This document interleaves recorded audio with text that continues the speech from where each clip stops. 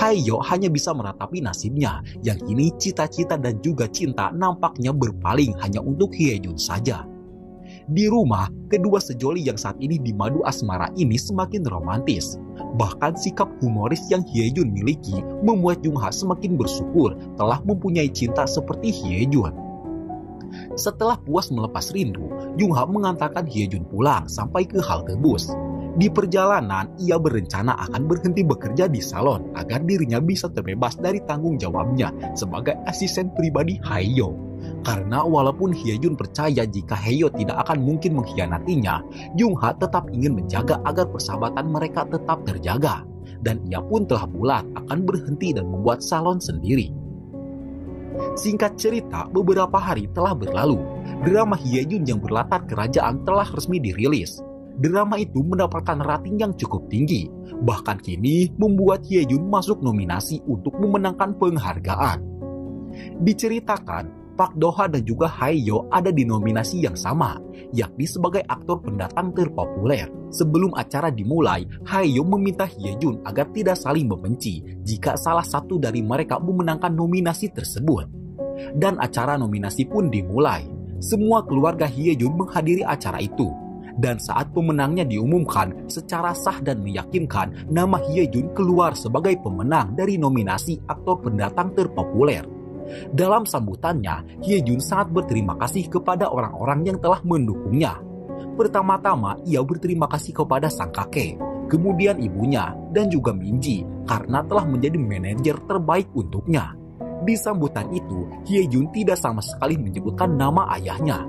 Entah sengaja ataupun lupa, yang pasti hal itu cukup membuat hati sang ayah sedih karena merasa tidak dianggap sebagai seorang ayah.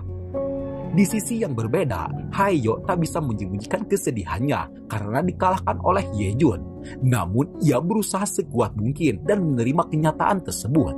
하나, 둘, 셋. Di malam itu, Hyejun yang baru membuka ponselnya dibuat terkejut karena ada telepon yang masuk atas nama Jung Charlie. Entah siapa Jung Charlie ini, yang pasti Jung Charlie adalah bagian dari masa lalu Hyejun. Telepon Jung Charlie itu membuatnya melupakan Jungha, yang di malam itu sudah menunggu Hyejun di pintu keluar selama 3 jam lamanya. Di sana, Hayo meminta agar Jungha membayar hutang budinya sekarang. Di momen itu, Jungha sadar jika kini Hayo sedang bersedih. Dirinya juga mengira jika Hyejun mungkin akan sibuk dengan keluarganya untuk merayakan kemenangan. Dan oleh karena itu, ia pun tak pikir panjang dan langsung menuruti kemauan Hayo tersebut.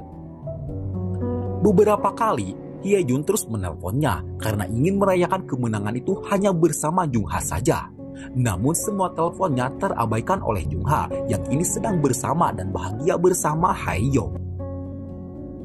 Di pagi berikutnya, publik Korea dibuat gempar akan sebuah berita yang mana Charlie Jung ditemukan telah meninggal karena bundir di rumahnya sendiri.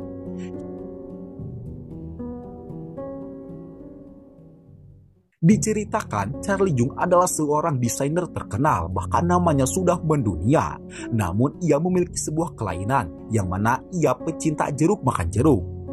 Kematiannya disinyalir ada kaitan hubungan asmara dengan Hyejun. Dengan berita itu, publik Korea menganggap jika Hyejun adalah sesama pemakan jeruk.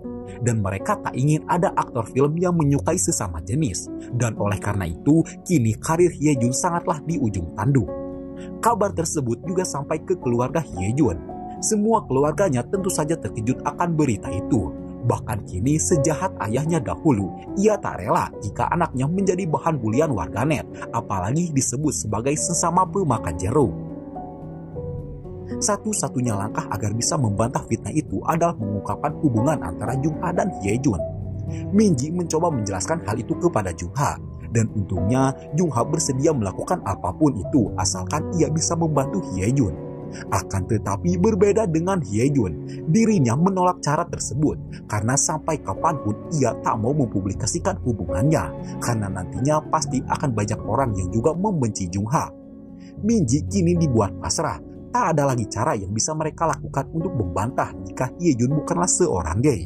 Di saat itu, Hayo datang dan memberitahunya jika ia sudah menyuruh Kim Ji-a atau mantan pacar Hyejun untuk memberitahu publik jika Ji-a adalah